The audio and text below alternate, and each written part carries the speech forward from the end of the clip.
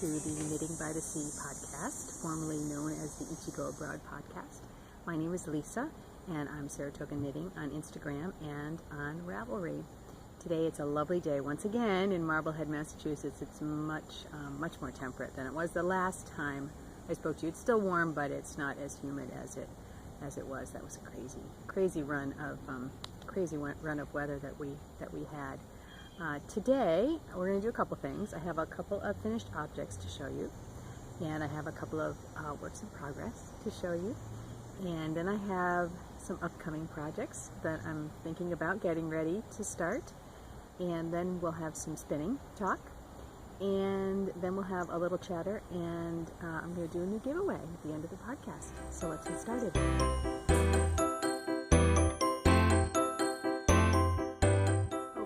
So, finished objects. I have two this week.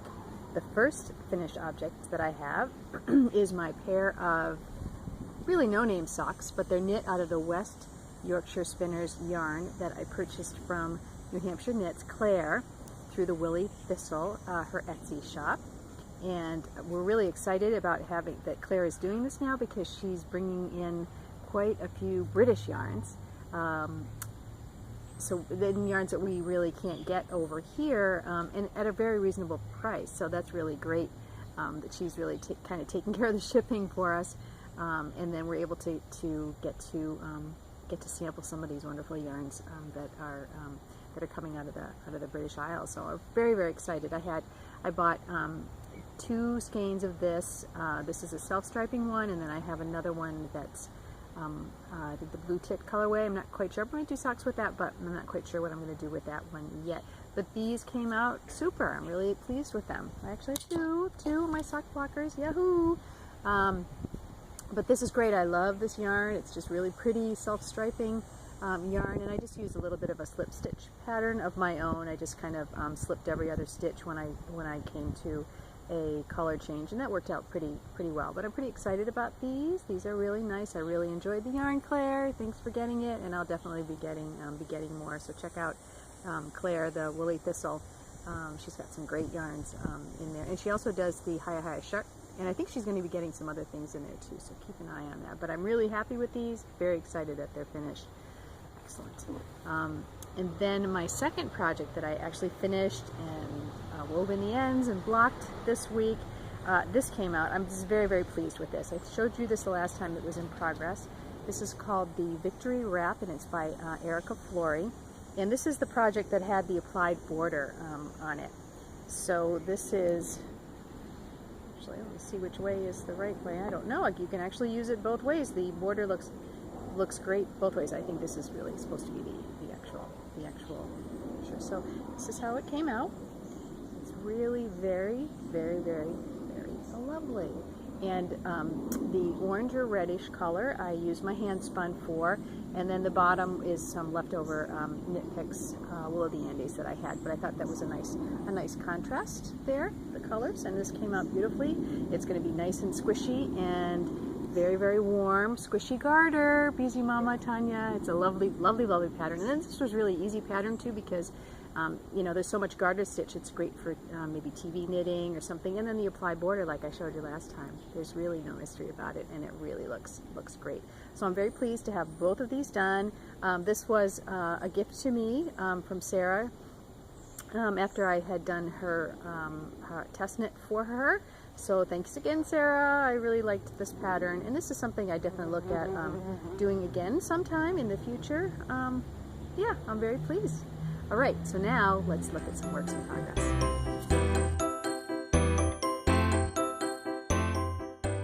Works in progress. I feel like I have a lot in progress right now, and I really shouldn't, but I do. Because what's coming up pretty soon? Harry Potter Knit Along. Don't forget, Oh Loops Harry Potter. Begins October 1st. There's yarn out there now. You can go ahead and pre-order. Don't forget. Anyway, I have been casting on all the things, but it feels good. It's okay. It all feels good. The first one that I have started is the new pattern by Gothart Creations, Ellie. These are the crystalline socks, And they're really great. They're an easy go-to pattern. There's just a little bit of a texture pattern to them, so they're really, really great. So this I am doing, now let's see, this is the pattern. Do I have a picture of it? I'm not sure. No, I just printed out the pattern. So these are the socks. So you can see maybe you can see there's a little bit of a texture there, so it gives a little textured bump on there. And this I am using the Shopel yarn. Yep. Shopel yarn. Hey, I got this from Carol at Foster Sheep Farm as well when I ordered some of that lovely fiber. And this is really cool because it comes in these little bumps. It came two like this, and they're all wrapped up. So they're not tightly wound at all, but you can see that they are, it's yarn that's meant to pool. It's totally meant to pool. All the pictures show it pooling, which is really cool, but it's a really cool gradient like this. And this is how it's knitting up. You can see on the bottom of the sock how that's actually really pooling up, but I really like the colors. They're super bright. The yarn feels really great. I think these are going to be really fun socks to go to, and this is how, you know, it kind of comes off. It just comes off very easily. It doesn't fall apart. I was concerned that maybe this would kind of start falling apart, but it really isn't. Even though it's not tightly wound into, you know, into a cake, it's very loosely wound. So I guess that's really good because that means that the yarn isn't stretching out at all because it's so loosely wound into a cake, and it's not falling apart. So all good there. I really was afraid that it was just going to be a tangled mess in my bag, but it's not. So these are, as I said, the Crystalline Socks by Gothart Creations. Lovely. I really enjoy the pattern. And these are living in my new bag.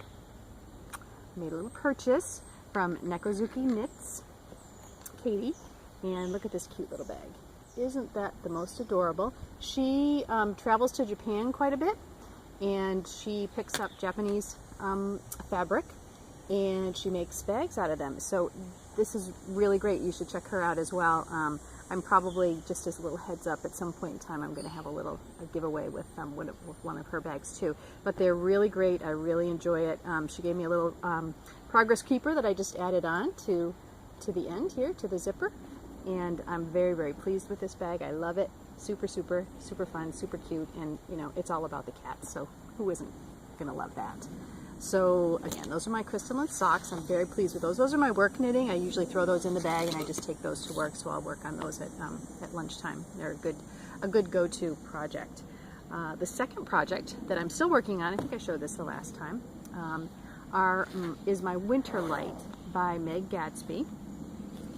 And this is a beautiful, beautiful shawl. I think I had said before, I saw this shawl on the Dingo Dye Works podcast, and you know, it was actually made to,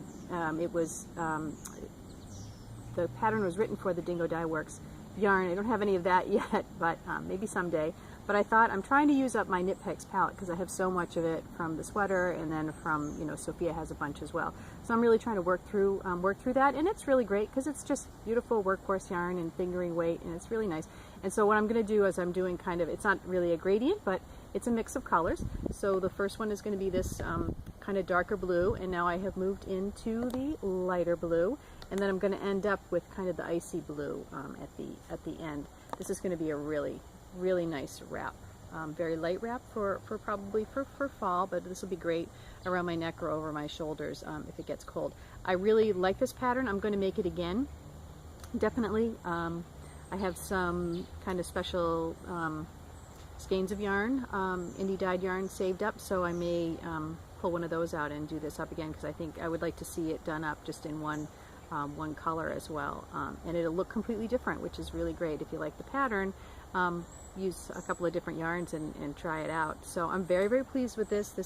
It has several sections to it, but they're not long, so it really keeps your interest because you're changing up the pattern every, you know, maybe maximum 10 rows, something like that.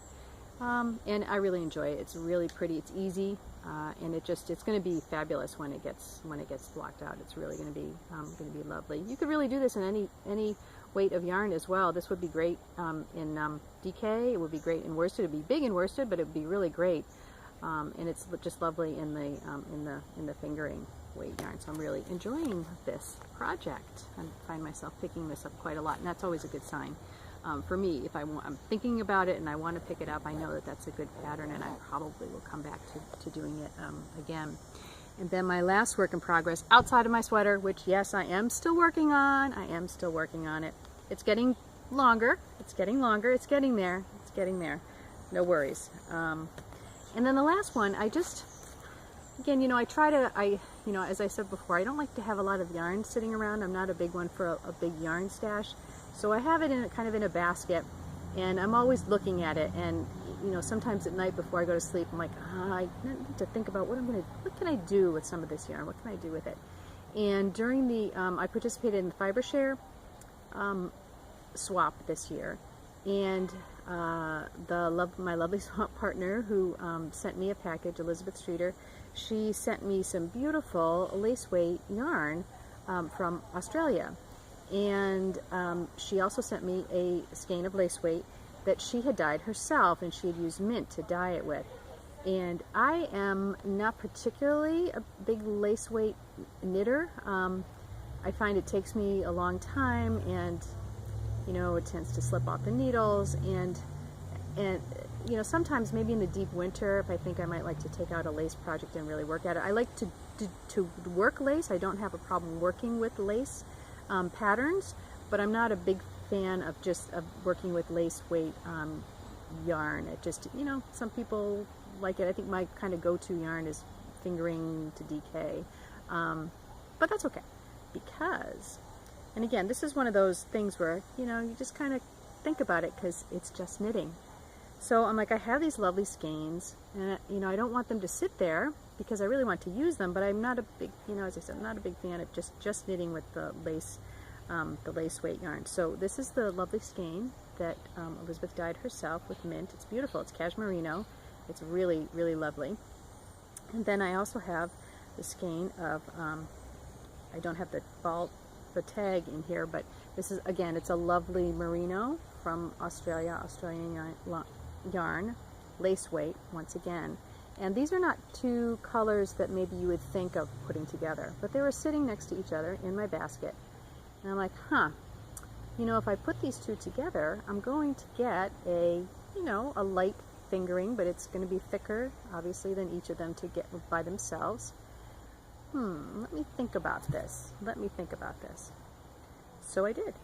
And I went searching, and I came up with a cowl pattern.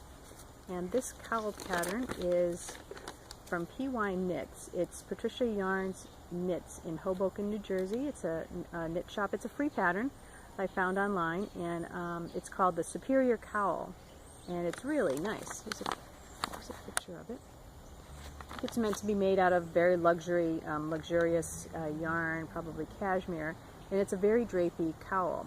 But the nice thing about this is that it has a garter stitch bottom and a garter stitch top, and then it's just stockinette in the middle. And I thought that might be perfect for this, and it's turning out to be absolutely gorgeous, I think. So again, these two colors, you wouldn't want to stripe them. They wouldn't. I don't think they would look so hot just striped together. But look at this. Look at how it's coming out. Oop, I'll get it in the shade there. Let me see. That's a little bit better. There we go. So look at that beautiful color. The mix there. So you get pops of the, you know, you have, pops of the brown, yellowish brown, and then the purple, and I think it's going to be really, really pretty together. Really, really pretty together. And again, you know, so it's just, it literally is just knitting in the round, and having the garter stitch on the bottom and the garter stitch on the top will prevent any curling of the stockinette stitch. So I think it's so soft, so it's going to be perfect for a lovely cowl just to throw on, or maybe going out to a special occasion or something over a black turtleneck. That'll be beautiful. And I'm so happy that I decided to do that. And looks a little tangled here, but it's not really. But so now I have, going from lace weight to lace weights, I have a lovely, you know, kind of light fingering weight yarn. I thought about plying them together, but then I didn't. I thought, no, I'm not going to bother to do that. I'll just knit with them together. I thought I would try it first, and this is perfectly fine. So I'm very, very pleased with how this is coming out. So just another idea sometime if you're thinking about doing something like that. If you have a couple of pairs, 2 yarns that you maybe don't want to knit with individually, think about putting them together and just kind of trying it and see what they look like. So yeah, so I am very happy with this, and that's all. I haven't cast on anything else yet. All right, let's move on to some upcoming projects.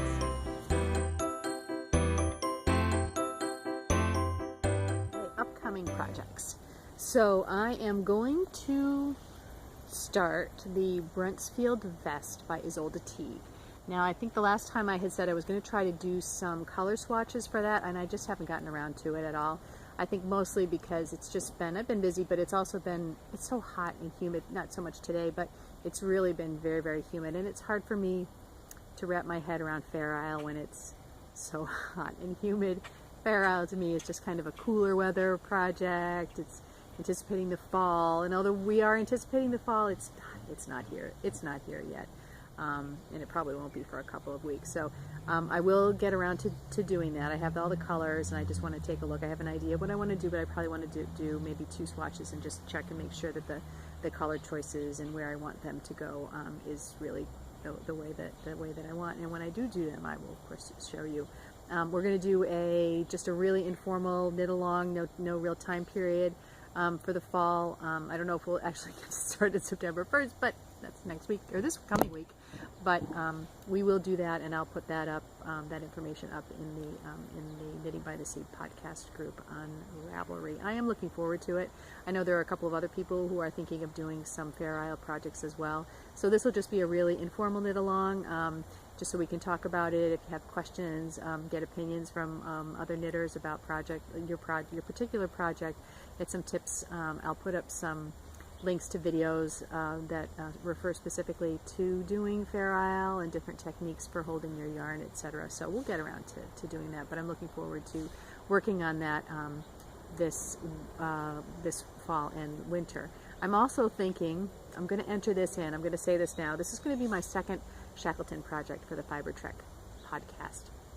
Sarah of the Fiber Trek podcast is doing it's almost a year and a half. I think we have until next August. I think we still have a year to go on it. I'm pretty sure that's what she said in her most recent podcast. It's a long one. And some of you might remember my first Shackleton project was spinning up the blue yarn, a beautiful blue yarn for a shawl, which I did do, and I had that debacle, and I could not find the end of the yarn in that on that bobbin. Oh my gosh, what horrible! It still gives me shakes when I think about it, but I did find it. All was well. It all turned out well, and that's exactly what the Shackleton project is about. It's really about kind of trying to, a project that takes a long time to do. There's no crunch. You're not trying to get it done in 3 weeks or anything. And it's something that you maybe have thought about doing and haven't ever done. And it's going to be a challenge for you. And it's just really fun to kind of go along and kind of emulate the Shackleton, adventure. So check out the Fiber Trek podcast group on Ravelry. There's a whole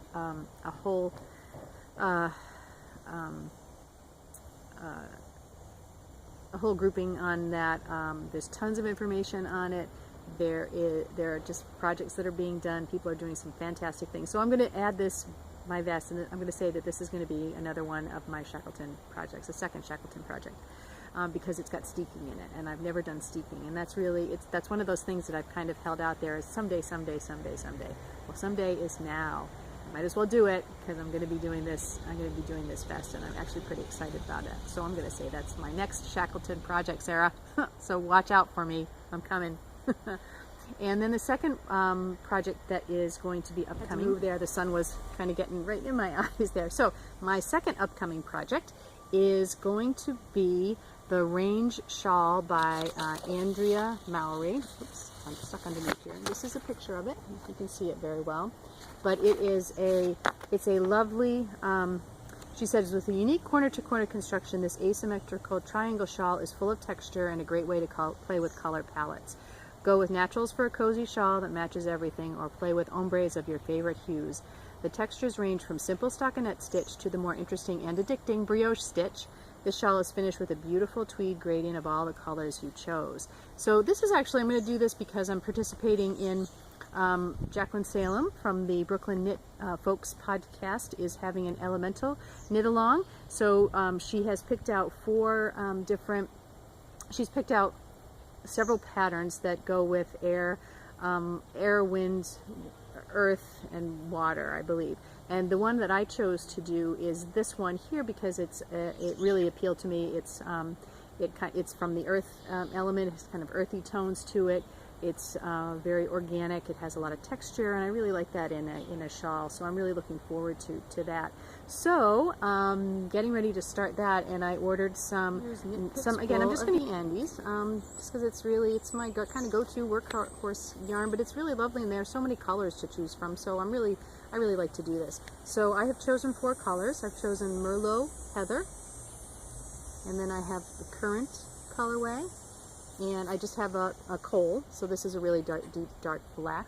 And then for a pop of little color, I'm going to do the Forest Heather in there as well. And so I think these 4 colors together are going to be really very, very nice, very fall, very winterish. And I think they're just going to, really wrap around, and it's great. I'm really looking forward to this. This is going to be great. It has so many textures in it, and it has a section of brioche stitch, which is really popular now.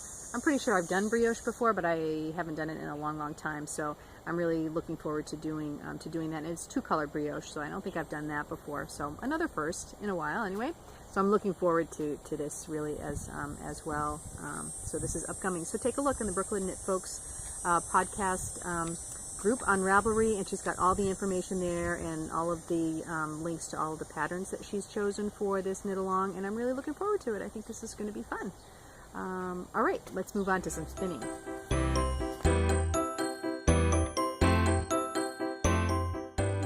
I haven't actually been doing a lot of spinning just because, again, the same thing. It's just so hot and humid. It's really hard to sit down and actually spin with the wool. It gets sticky, and it's really not a good thing. But I thought I would bring it out and show you because I have a bobbin, some of which is done. This is some beautiful wool that I got during the Washington County Fiber Tour, the getaway weekend that I went on, and this was a big bump, and so I've now, I've split it into and made it into these lovely little balls, and I actually started spinning this up a few weeks ago, not recently, but this is how it's coming out. I love this. It's just really a lovely gray textured color with the lighter wool and the darker wool together. I think this is going to be gorgeous. This would make this will make a beautiful cowl. It will make a beautiful hat. It might make a really beautiful, just a scarf. Really gorgeous. In the color, this would be great for a man too. The colors here are just so beautiful. And so it's really coming out nicely. So this is the single ply. I'll be doing it into 2, I'll be plying it together. And so it will end up being a nice kind of a DK weight yarn, which will be really, really pretty, and I'm very happy with it. And you notice that I have a nice long tail. I'm not going to lose where this is. So I thought I would bring it out. I know that there are some other folks, a bunch of us bought the same bump of fiber during the getaway weekend. So I don't know if anybody has started spinning it up yet, but I think it's really great, and it's going to be fun to see how it looks with everybody else spinning it up as well. So I'm pretty pleased with that. The second really great thing that happened this week for me, as far as fiber is concerned and spinning, is that I entered an Instagram contest. I love entering Instagram contests because you just never know. And I won. I'm so excited. I'm so excited about this. This is beautiful. And I won some beautiful fiber from Quillen Fiber Arts, and they are. Let's see, in New Mexico, in Las Cruces, New Mexico, which is absolutely wonderful. So this is called the Americana. It's 4 ounces of Cheviot comb top. Yep, and it is gorgeous. Look at these great colors. I'm so excited. I'm so excited about this. Thank you so much. This is great. And here it is again. I got cut off 4 ounces. The battery again, but all is well. We've taken a little break here. But again, so this is 4 ounces of Cheviot. Isn't that gorgeous? I'm so excited. This is going to be on my spinning radar for the fall. Woohoo! Anyway, so the next thing I wanted to do is just kind of show you something a little fun. Again, this comes from, you know, I wanted to bring out the beautiful braid that I got, if you remember from Spunky Eclectic. It's called Teeny Bikini, and it's this really crazy pink and darkish red colors, and it's really lovely. So I thought I would show you something, just because, you know, I think maybe the most of you would understand what this is, but it just came from a comment that I overheard at the fiber revival that I went to a couple of weeks ago. So someone came back to the group and had purchased a braid of fiber that looked like this. And someone who wasn't a spinner, who was just a knitter, asked, you know, kind of looked at it quizzically and said, I always wanted to ask, how do you spin from that? How do you break that in two and spin from that? Isn't that really clunky and chunky? And she just didn't understand what you did with this. So I just thought I would show you, because this is probably going to be my next spin, because it's just so cool. I just love it. So this is called a braid. When you buy fiber like this, it's called a braid. And I'm just going to take it apart here, keep the tag, and oops, and this is what it looks like. So this is 4 ounces, and it's all wrapped up. And as you can see, it's really in this lovely little braid. And so all you do is you just take it apart. Now sometimes one end is better than the other to take apart, and I always forget which one. You can see here. Oh, there we go. So there's one end of it, and it's basically just pulling it out, and then you can, once you get to a point, you can just kind of pull it out. It's really like a crochet chain, so you basically just pull it out.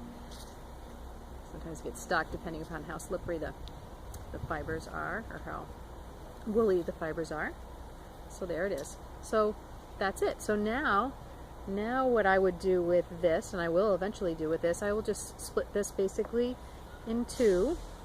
So I just measure it out and put it in two, and I'm going to spread out the fibers just a little bit in there so it'll break a little easier, and I'm just going to pull it apart. So now I have 2 separate braids of this, and then what I will do with this is split this probably into 4, maybe 6 long strands, and I'll do the same with the second one, and then I'll spin up this half first, and then I'll spin up this half second, and then I will apply the 2 halves together. This one I'm not really going to, it's got all these different colors running all the way through it, so there really isn't too much to, there's not a gradated color, so it doesn't have color stripes in it. It's just the colors all the way through. So I would just go, I'm just going to go ahead and spin this. There's no fancy preparation that I need to make with this, because it's all really going to be the same color. And probably when I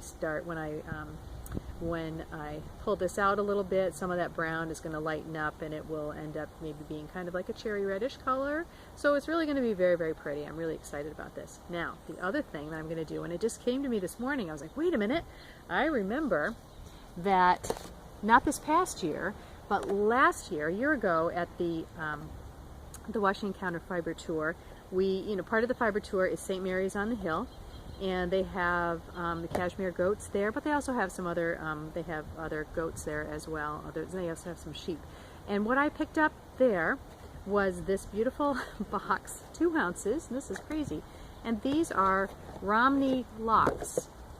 So they're bits and pieces of Romney that have just been left in the lock state. Now you could try to pull these out and comb them or whatever, but I bought these because I figured I would do something fun with them, and I think that that's what I'm going to do. So basically what I'm going to do is you just kind of pull out a little lock, and when I apply this together, I'm going to add these little bits of fun locks. So I should get lots of like little curly bits hanging out of the yarn, and then I can, knit this into some funky, like a funky cowl or a funky scarf or something really fun with all these little bits and pieces hanging out. And I can't even think about a better combination of colors. I think this is really going to be a lot of fun. So this will be my this will be an early fall when I feel like getting going on this as well. But I was like, I'm going to pull those out. I remember I had these crazy collar locks. I didn't know what to do with them. And now I think I'm all set. So you just never know when you make these purchases what you're going to do with them. But I just thought that was interesting. I just wanted to show people what it looked like when, how you took the fiber out of the braid, because you don't spin with it in that, all wrapped up in the braid like that. So anyway, okay, so I think that's all my spinning for right now. So I think that we will move on to some community talk. All right.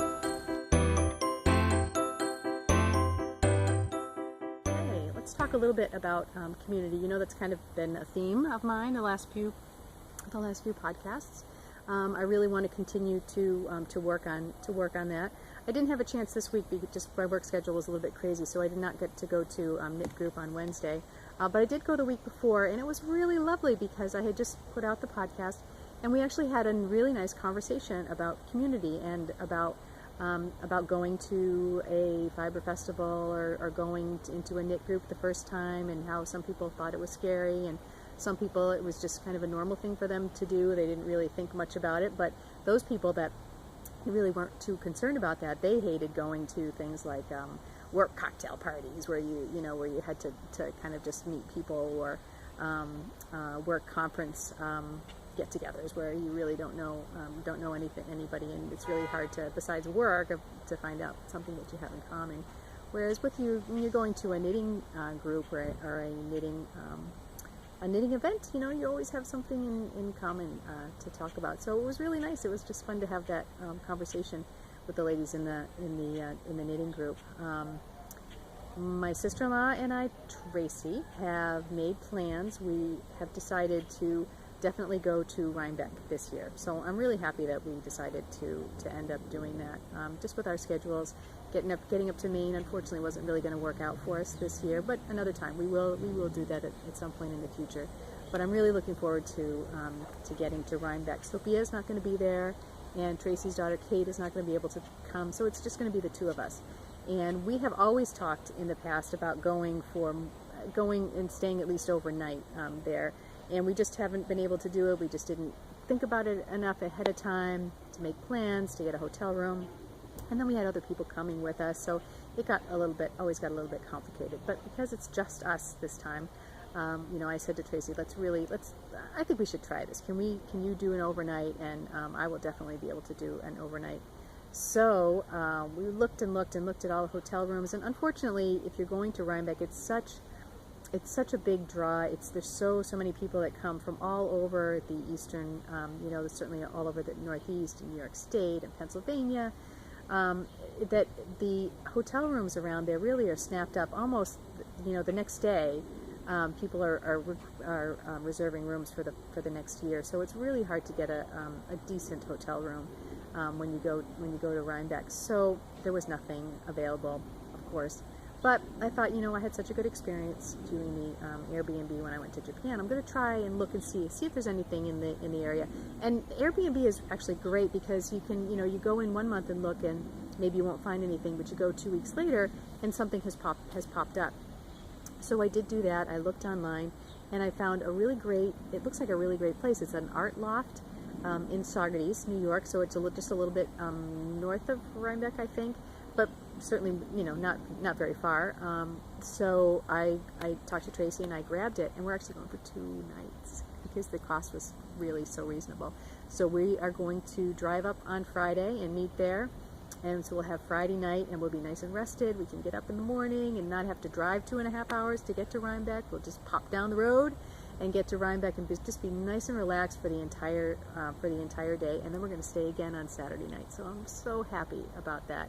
Just not to have to get in the car and, again, drive 2.5 hours back up to Saratoga will be just a luxury, just a total luxury, total luxury. And I think the town of Saugerties is a really cute little town. I think there are a couple of nice places to eat, so that will be very, very fun. We actually are probably on Saturday night going to meet up with Candy and her husband Jamie from the Pause for Stitches podcast. We met Candy for the first time at the Washington County Fiber Tour Getaway. with Sarah Pomegranate, and she's just a great person. You should just definitely check out her podcast. But so we really we had a chance to kind of meet and talk with her over that weekend, and so I've been chatting with her ever since then, and I think we're just really looking forward to getting together with them. I'm sure we'll see them all during the day, at Saturday as well at Rhinebeck. And last year we had such a great time because I think we met up with Nitty Girl 78 from Burlington, and from the Olopes Knit Along. We met her, and we met up with her at Rhinebeck last year, and we kind of hung out during the day, which was so much fun. And then, of course, we did the podcaster meetup, which we'll do again this year. So I'll be there for the podcaster meetup. So come say hi. I should have my sweater on by then. You should have that sweater, so it'll be easy to spot me. But come on over to the podcaster meetup up on the hill at 1 o'clock. It's usually at 1 o'clock at Rhinebeck on Saturday. And I'll be there. Come say hello. Really looking forward to that. And that was so much fun last year, just to get to talk to lots of folks. And it was just there's always so many good memories when you go to Rhinebeck. It's very overwhelming. I know I've said this before. It's extremely overwhelming the first time you go. But after that, you really have a sense of the things you want to do and the things you want to see, and you know how to pace yourself during the day. You know what kind of food you want to eat and how to get in line for the food. And each year you kind of experience it a little bit differently. You see different people, and you don't have a lot of time to talk with people, but at least you get to meet them and say, hey, I've been watching you all year, if they're podcasters or just somebody you know online that you meet up with. It's really a delightful time. It's hundreds and thousands of people there, but it's really delightful. You'll find that whatever your Rhinebeck experience is, it's your experience. It's not anybody else's experience, which is really great to hear afterwards. You watch podcasts or hear all the things that other people did, and then it's maybe different from your experience. You're like, I'd like to do that next year. I'm going to try this next year. I forgot to get that food. I'm going to try that again. Or I forgot to go to that booth. I really want to put that on my list for next year. It's just a great experience, especially if the weather is nice. So knock on wood. Hopefully it will be. But we're really looking forward to it. After this, I certainly am, after this crazy year, and I know, Tracy's been, there's just some stuff going on for her too, and I think we both really just need a little bit of a getaway. So I'm really looking forward to it. I think it's just going to be fun, and I just can't wait. So that's my community along this year. Now, I wanted to say that because I've been thinking about Rhinebeck this week, I had mentioned earlier that I just want to do a little bit of a giveaway, just to say thanks to everybody for watching and for joining, for subscribing to the podcast and joining and participating in the Ravelry group. And when I went to the Fiber Revival 2 weekends ago, I picked up a cute little Notions pouch. It's the super cutest little thing, and here it is here. And can you look at it? It looks very pastoral and lovely and beautiful. I love the the very classic blue and white patterns. But if you'll notice, over here on the side, what's that? Is that a Dalek? And then on the back, is that a TARDIS? So this is awesome. This is so cute. This is such a cute little Doctor Who bag. And on the inside, it has stars because it's bigger on the inside. And this is by stitched by Jessie Lou. I can't read that. So this is a stitched by Jessie Lou little pouch. She was there at the Fiber Revival, so was really excited to pick this up. And then also, as I mentioned before, I got a few things from Katie, Nekozuki Knits, and she sent along to me when I got my bag. I have a little another little progress keeper. It says I love knitting, so I'm going to include that in the little pouch as well, so that will start you off with your notions. So this is going to be a giveaway, and I'll probably pull for this the next time I record. Yeah, so I'm looking forward to this. I think what I'm going to do, I'll put up a thread in the Ravelry group, and the prompt that I'll ask you to answer is just tell me why you're excited about Rhinebeck if you're going.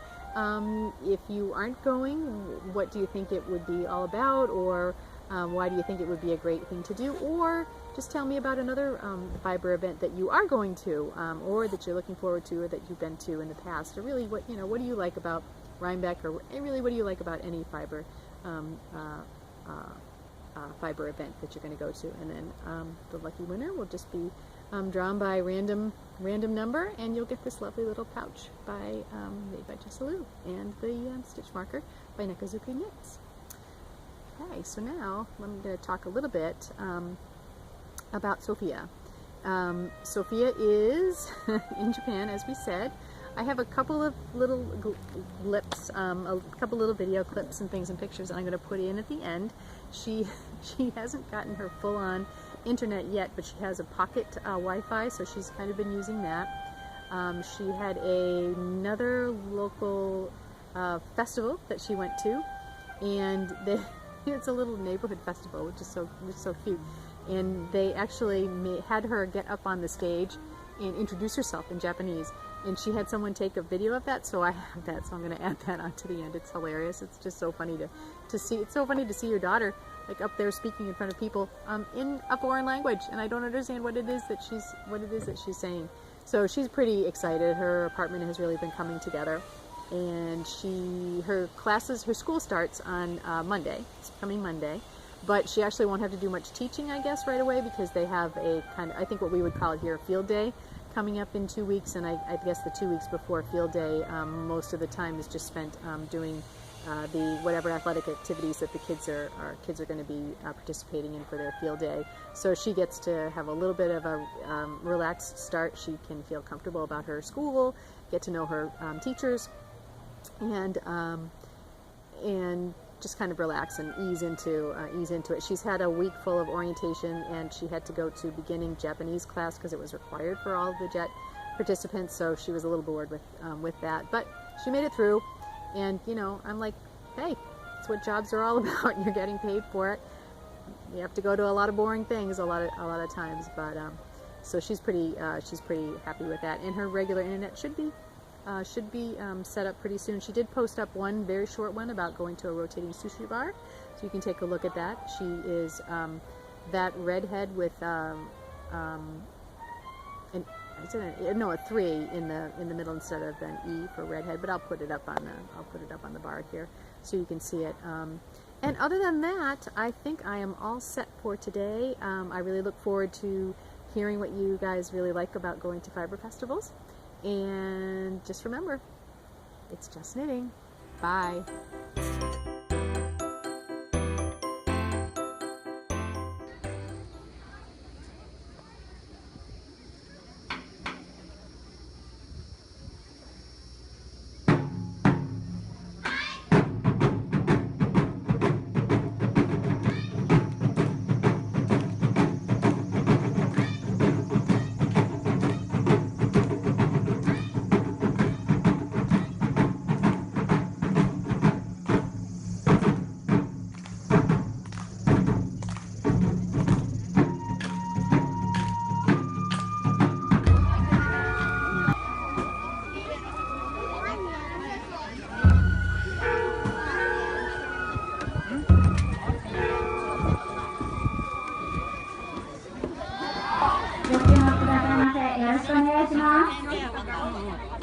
皆さんこんにちは。はじめまして、ソフィア・レサードと申します。私はニューヨークから来ました。今22歳ですよ。今私は鹿島市に来た。すごく嬉しいです。よろしくお願いします。